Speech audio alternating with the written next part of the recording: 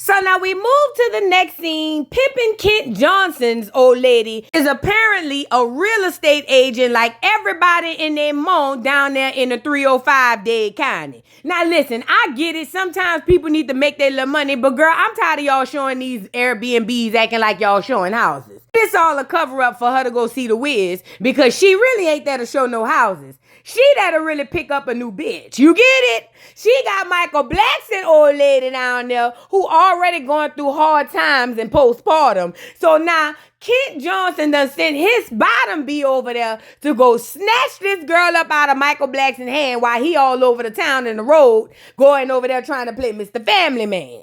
So Michael Blackson baby mama asked old girl how the conversation went with Kent's aunt. And she basically told Michael Blackson baby mama that basically it went good, or at least she thought it went good. She bought her a little small gift, but when the lady opened the gift and saw it was a little whip and a BDSM bell, the lady cussed her out down to the ground. She said she put her feet on the table and she don't care because Pimp and Ken had already told her the auntie swing on her, he gonna swing on the auntie. So now she shows Michael Blackson baby mama a video that she showed the auntie of them doing a peanut butter jelly situation in one of her submissives' mouth. So basically she had peanut butter and jelly on her toes and some dude was down there licking it. Disgusting. However, this is very intriguing to Michael Blackson baby mama because remember, she trying to find a way out. So she looks up and she was like, oh my God, you're so beautiful. I envy you so much. I would so love to be a beautiful goddess like you. How do you do it? Can you help me? I mean, between Michael and the new baby, I don't even know what to do with myself. And now he has another baby only 2 months younger than mine. I don't know. I'm distraught. So now Pimp and Ken's wife was like, what? Oh my God, I can't believe he's doing these horrible things to you. This is just disgusting. You're a goddess and you should never be treated this way. I can't believe he's doing these things to you. Tell me more. Then Michael Blackson old lady was like, you want to hear the worst part? He's got another girl pregnant and she just had her baby a few days ago. After I made him get a paternity test, it came back 99.9% he is the father. And he refuses to be a deadbeat for me. And I just don't know what to do because I didn't sign up for this. You know, I really wish I had your situation, you know. I envy you and Pimp and Ken so much. If only I had a man who loved me enough to let me put my feet in another man's mouth. But I mean, who am I kidding? It's just a dream, a faint dream, right? So now Pimp and Ken's old lady takes the time to jump up and give her a hug because in the back of her mind, she already know she done already caught her a big shark. You know, she's really only there fishing for her old man. Really probably for her and her old man, but she there fishing nonetheless. So she knows that she's got my girl in the most vulnerable situations and she'll have her feet in the most vulnerable mouths in about 10 days. Girl, let's move on.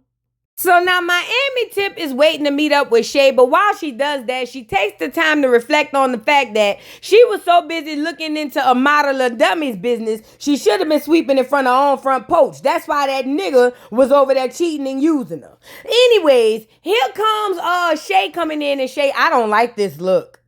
I don't know, the big blind bimbo tied up shirt.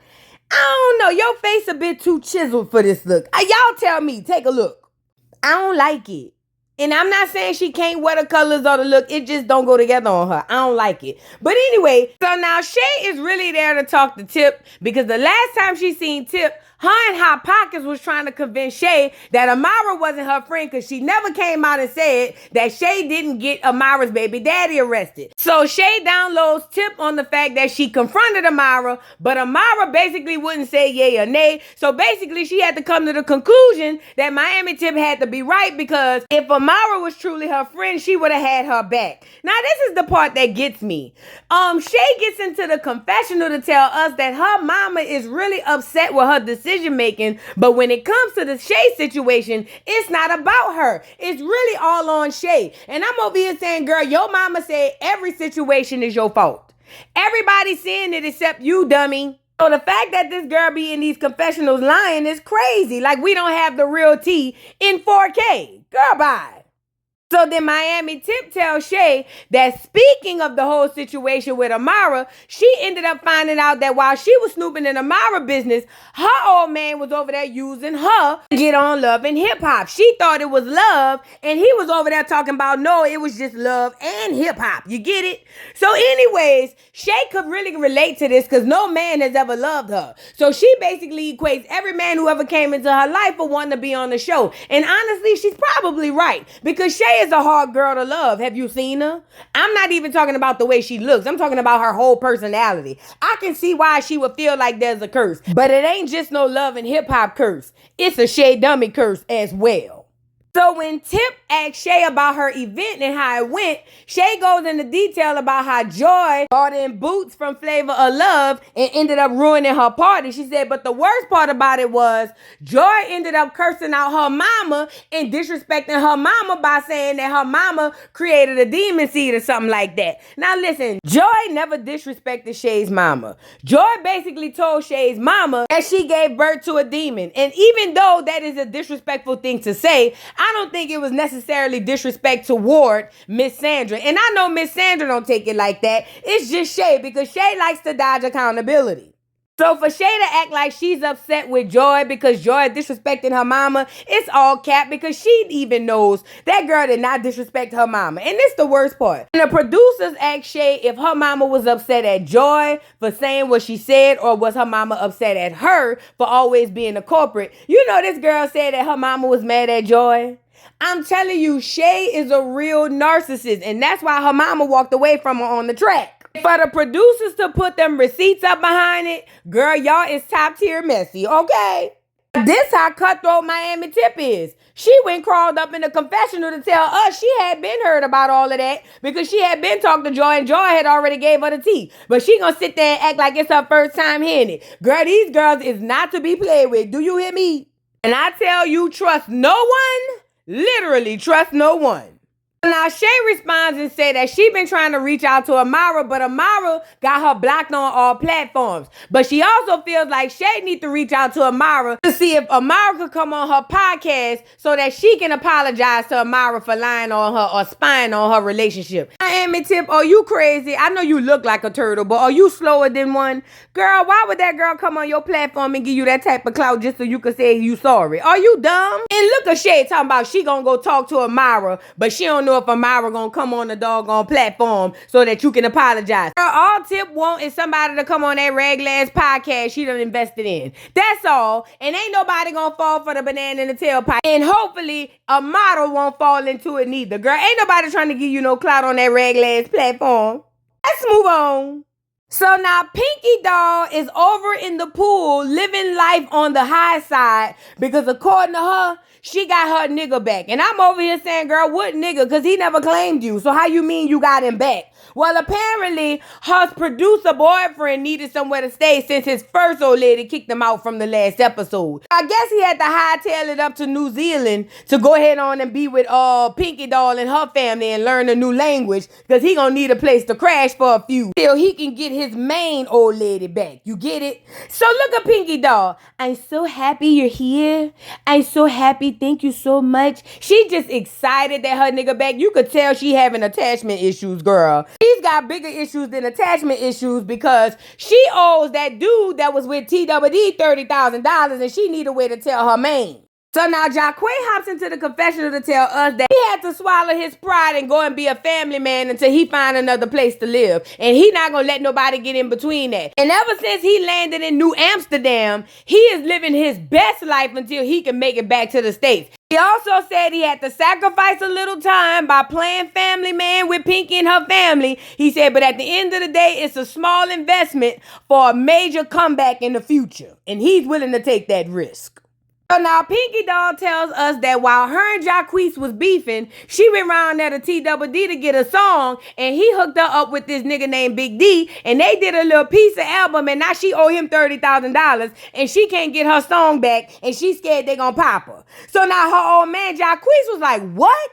Them niggas did what? He was like, you got any splits? You get anything from it? And she was like, no, just a wet ass. I mean, Jaquez, I was trying to figure out my career. You left me. I didn't know what to do, so I went to Trick. And now I owe him more money than I can even make. What am I going to do? So Jaquez was like, I ought to leave your ass out there and let him come pop you. That's what I ought to do, but I need somewhere to stay. So Jaquez said what he gonna do is pull up on TWD and some nigga he know named Big D. See why they trying to take advantage of his old lady. He's the only one gonna be taking advantage of her. Him and nobody else. Let's move on. So now Pimp and Ken decided to take his footboard on a shopping spree just to congratulate her on bagging, or at least almost bagging, Michael Blackson baby mama. He said she gonna be great on the roster. One thing he do is reward his women when they do well. And he even decided that he would reward himself. I mean, take a look at it. I ain't gonna lie. Pimp and Ken, you look so bad. You know it was coming. Come on now. Get out them people's stuff with all of that. You're probably sweating, smelling like hot dog juice. If I was the owner of the store, I'd make you buy everything you tried on, you funky bastard. Get out them people's stuff. So now Ken sits down with his Nike box to get the download on what's been going on between her and Michael Blackson baby mama. Because remember, behind the scenes, they like Pinky in the brain trying to get her to get on the team. But they don't want her to seem like she's being recruited. They want her to feel like she's walking on herself. You know, that's what real pimping do.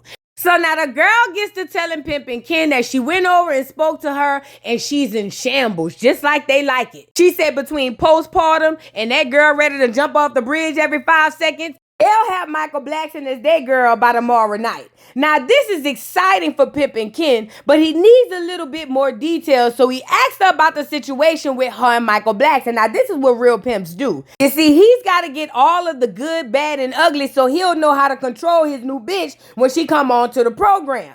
So now the bottom bitch go to spilling out the fact that she's unhappy in her 3-way relationship because she don't get to cheat. Michael Blackson is the only one get to cheat. And on top of him getting to cheat, he got another girl pregnant. On top of that, she's not the only baby mama no more. So it's all hell over there. Now this is music to Pimp and Ken's ear, but he gonna play it off like it ain't. He's like, what?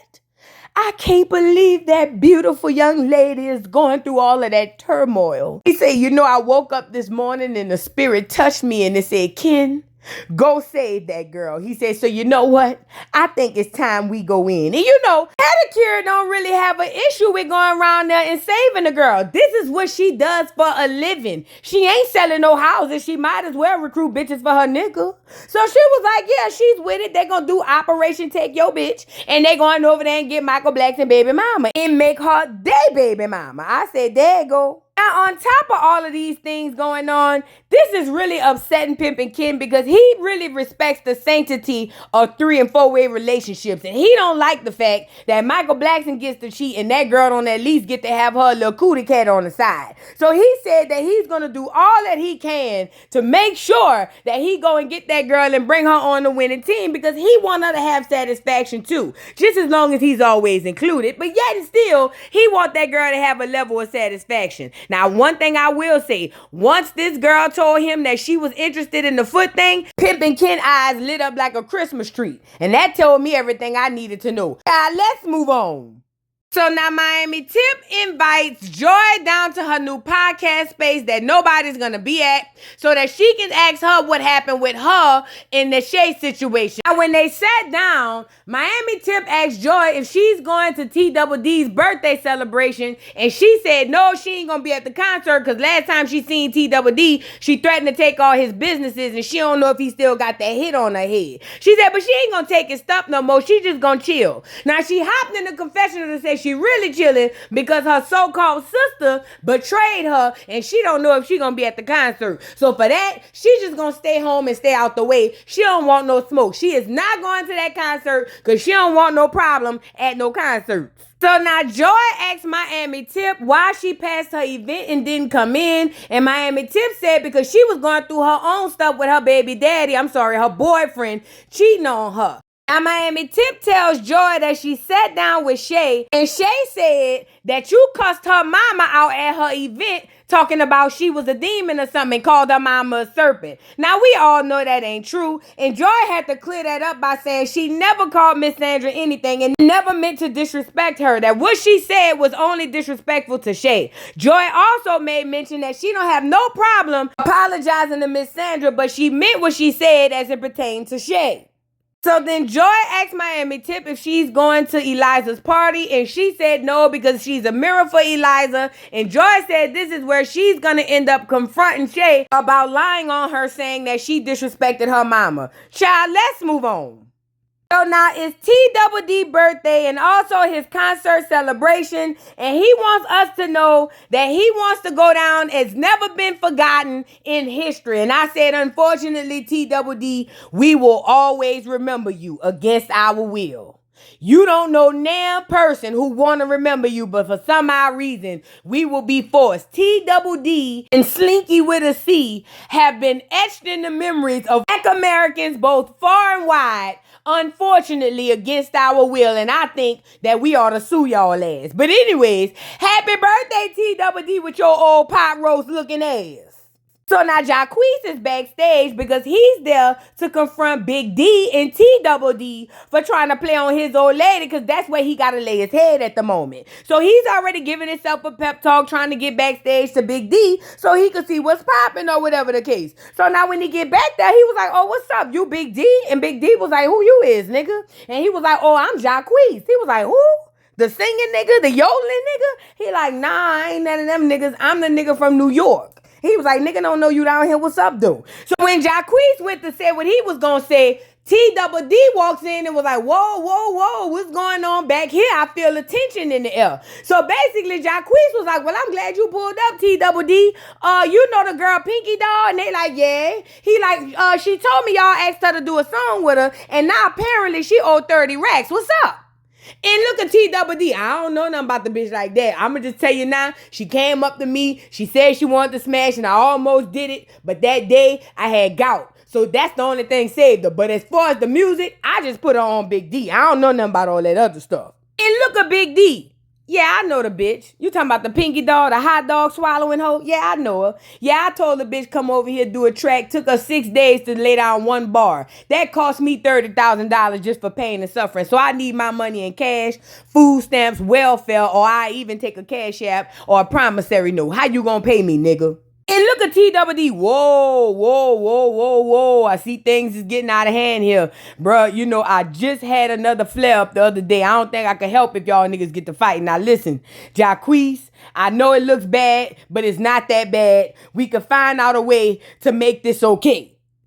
And Jacquees was like, bruh, I don't even want no smoke. I just feel like my girl not about to pay y'all $30,000, and what kind of split she was gonna get. I mean, at the end of the day, I don't know this nigga. She got a whole following. How in the hell could she be in 30K in the hole with this nigga and don't nobody know him? Now Big D jumps up and said, nigga, I got Grammys. And he said, name one. And he said, and I said, there go, Big D, go lay down. You know you robbed that girl blind talking about some $30,000. Pinky Doll can't even spell $30,000. What the hell you talking about? And you know what's crazy? Jacquees really tried to man up on them, but he knew them niggas was old and their knees was bad. That's why he really was talking crazy like that. And Jacquees basically told them niggas, y'all some old ass niggas that tried to play on this young girl, and I'll bet the shit out of both of y'all old ass niggas. And when he said that, Big D went to jump over and his knee cracked. And when his knee cracked, they had to call the ambulance, and they said that he had tore a ligament or something. I don't know. All I know is we got to start acting our age, you know. And at the end of the day, T-Double-D and Big D is 3 Ds that need to sit down 3 times. I'm tired. I mean, come on now. What you was going to do with that little boy? And look at T-Double-D. Yeah, bro, we getting too old for this. You think?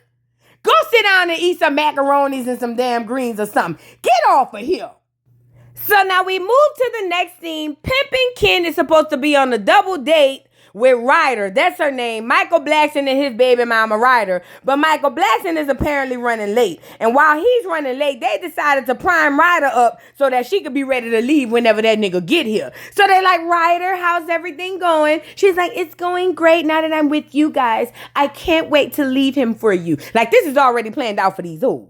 So Michael Blackson arrives looking like the flea market version of Wakanda, and he's looking with the Gap, acting like he's that nigga. He don't even know he's walking into a situation where his bitch is about to get tooken.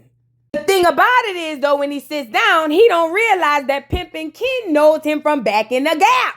So apparently Pimp and Ken was on Hollywood Squares with Michael Blackson, and also Pimp and Ken is a little hilarious. So he went to roasting Michael Blackson down to the ground. Told that nigga he ugly, told that nigga he whistled through his Gap when he sleep, told that nigga he the only ugly nigga with a bitch that's fighting, all kinds of stuff. He went to dragging Michael, and Michael Blackson threw a couple of zingers back, but Michael Blackson is not a roaster. He's more of a character funny guy, you know? Anyways, he didn't win that, but he also didn't appreciate being blindsided by this funny nigga, at least the way Michael Blackson put it, this funny looking nigga with one eye. Michael Blackson said that nigga looked like a supersized Cat Williams. I ain't gonna lie, that was funny. But other than that, Pimp and Ken roasted that nigga down to the ground. So now this is how you could tell this conversation was rehearsed by the three of them and Michael Blackson walked in on the last part. Because as soon as Michael sits down, old girl said, well, how's the baby? And as soon as she say, how's the baby? Ryder was like, which baby? You see, if you ask me, this was all a part of the plan. Bring up something to trigger her to be mad so that they can get her to leave real good and real fast. I'm peeping game behind the scenes. At any rate, this done already triggered Ryder because now she's even more mad that Michael Blackson took that paternity test and the baby is really his. Now, Michael Blackson caught off guard, was like, yo, chill. Like, I thought we had this conversation. I thought we was fine. We happy. Like, why is you all of a sudden bringing all this stuff up now? And this turns Ryder up because Ryder feels like, nigga, you know we still beeping behind this shit.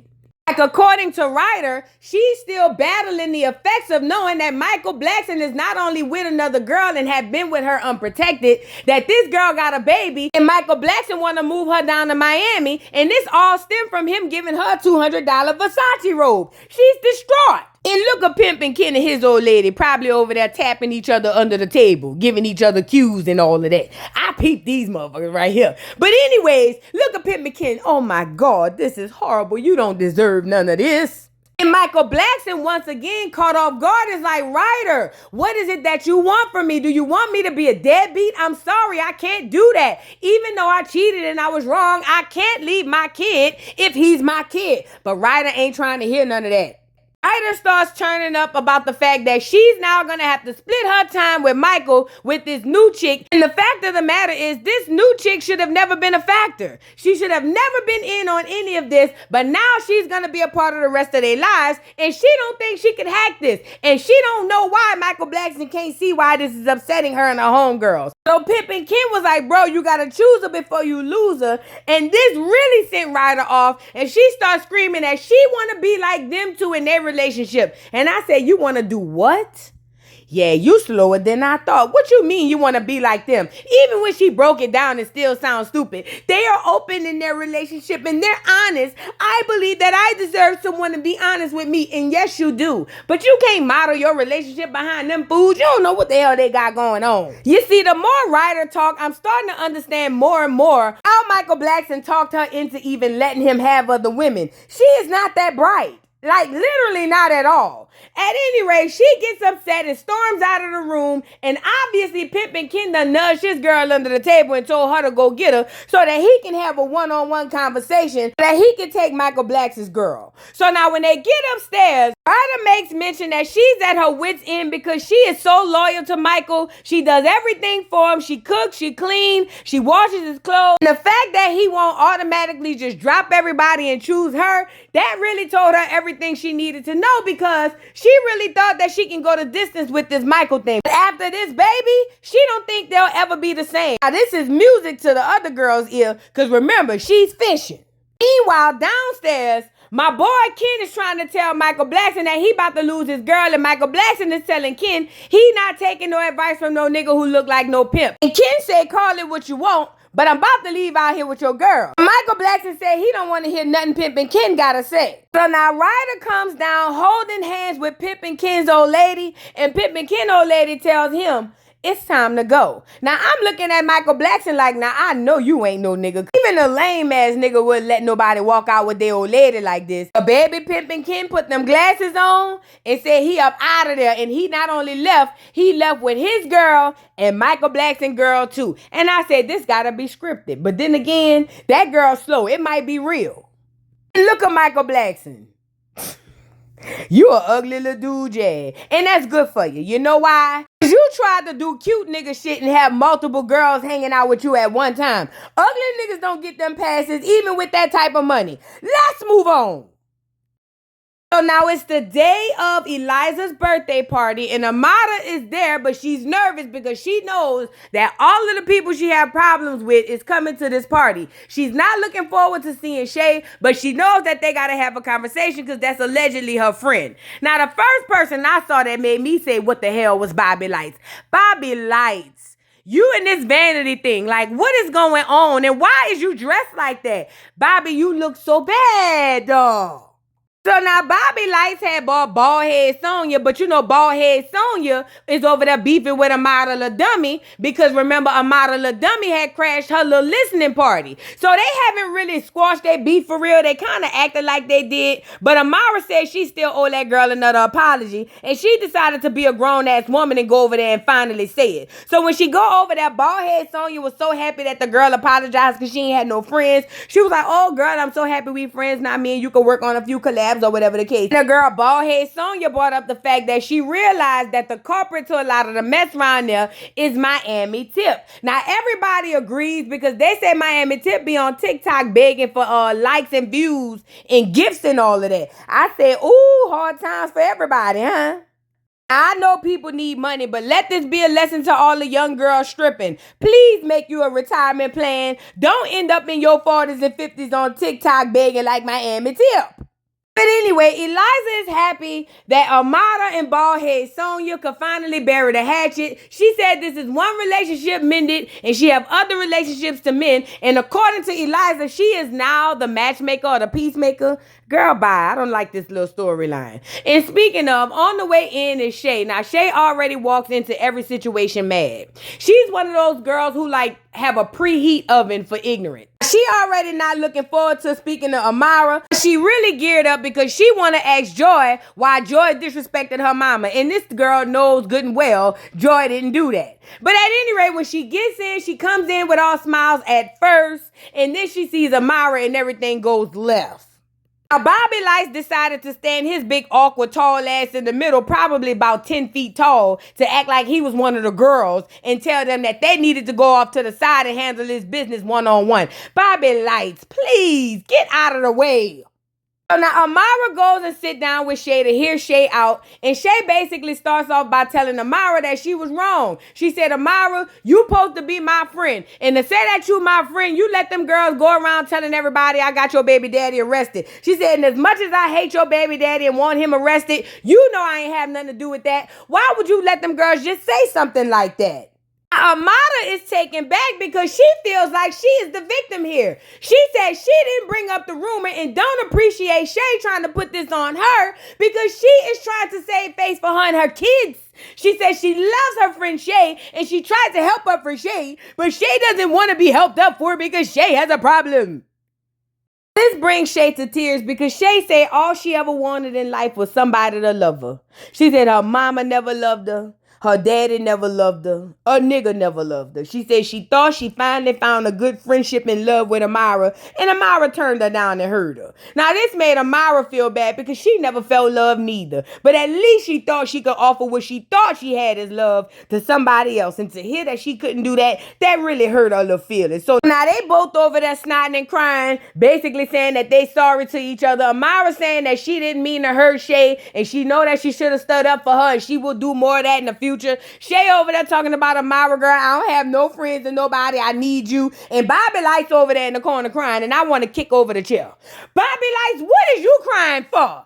That's what I be talking about, Bobby Lights. Go lay, please. Get off of here, Bobby Lights.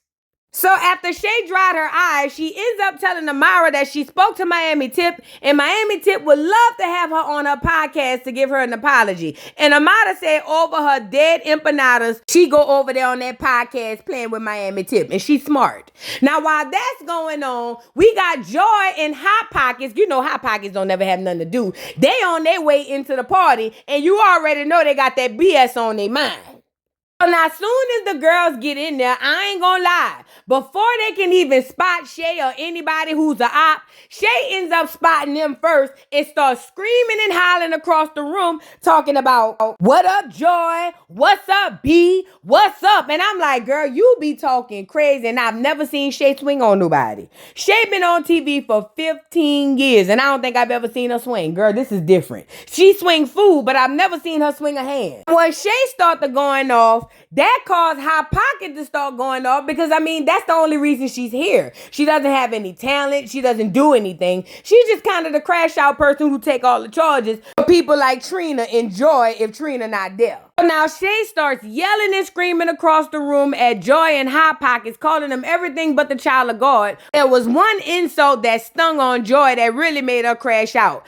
Tell me why, when Shay said that Joy was Trina's pocketbook, girl, Joy lost it. Joy literally went to throwing cakes, tables, balloons, and everything. And I said, there go, hit dog holler. Oh, Joy, there go. Everybody know you is Trina pocketbook. Girl, Joy is the Farnsworth Bentley to goddamn Diddy. Nobody thinks Joy of anything, but Joy wants to get on here and say, you a lie? I'm an entrepreneur. No, Joy, nobody knows you as being an entrepreneur. We all know you as Trina's sidekick. I'm sorry. So now Shay and Joy get to screaming back and forth across the room about if Joy disrespected Shay's mama, and Joy's trying to plead her case, but she better than me because I wouldn't. I get it. I guess Joy wants to clear her name because she understands that Shay's just trying to find a reason to beef with her because Shay don't want to look at the girl in the mirror. Shay is the problem here. Her mama told her that. All her baby fathers tell her that. All the niggas she know in life tell her that. All her friends tell her that. But Shay would rather make up a scenario in her head than to face her own demons. And that's the problem, girl.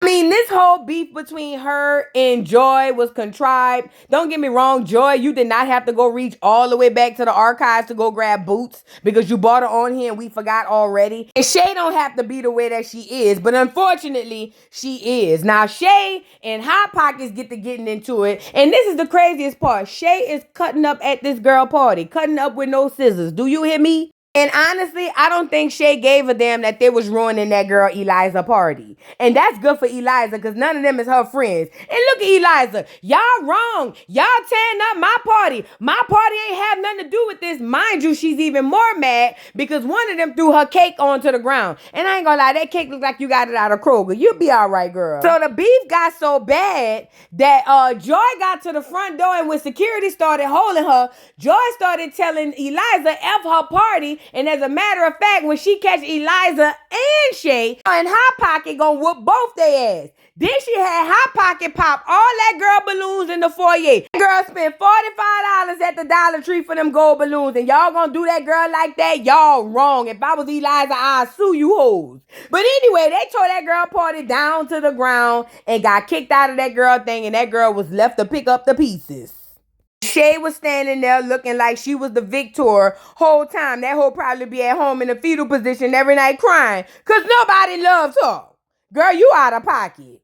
So now Joy, Hot Pockets, and Vanity, if you want to call him that, Bobby Lice was outside talking about the situation, and Joy wants to make it clear that she never disrespected that girl mama, but she still gonna pop Shay whenever she see her. Girl, good luck. Shay don't get popped. Shay runs, okay? At any rate, they decide to leave the party and say that they don't want to get arrested because they heard somebody call the police, and Bobby Lice already got a warrant, and he don't know if Vanity can run in them hills. And poor Eliza, dummy, left there to pick up the pieces, cut the cake. Well, she can't cut the cake because the cake been cut on the ground. Poor Eliza party was ruined, and that was the end of the episode, child. What y'all think? Drop down in the comments. Don't forget to like, subscribe, hit the notification bell, follow me on all platforms, and I'll catch y'all hoes on the next one, girl. Bye. Mr. Carroll, how you give the voodoo doll time to talk? I don't get no fucking time to talk. Who the voodoo doll is? The nigga you just had up here.